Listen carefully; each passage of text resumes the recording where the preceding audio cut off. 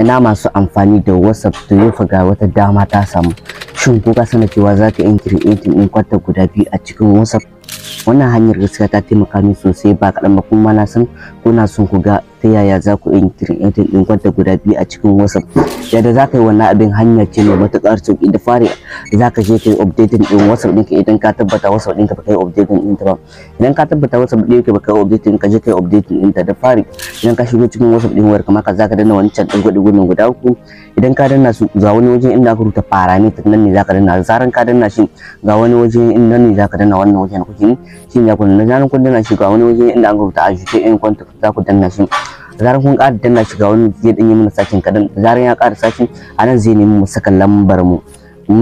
Anan zai nemi mu saka lambar wayar mu. Da zaran mun saka lambar wayar mu shikenan anan zai turo mana wani code. Da zaran ya gama turo mana wani code shikenan mun yi creating din kwanta guda biyu a cikin WhatsApp. To yadda zaka maida kwanta guda biyu ne ko yadda zaka maida wannan da wannan. Misali idan kana da buƙatar ka sauya wani kwanta to hanya ce mai matuƙar sauƙi ko ba zaka danna wannan digo guda ko zaka danna wannan rubutu na ƙasa inda ka rubuta parameter. Idan ka danna shi wannan wajen da kuke shine ga sunan ga kwanta nan guda biyu ne wanda kake da buƙata zaka yi adding din, zaka yi chatting ɗinka da shi.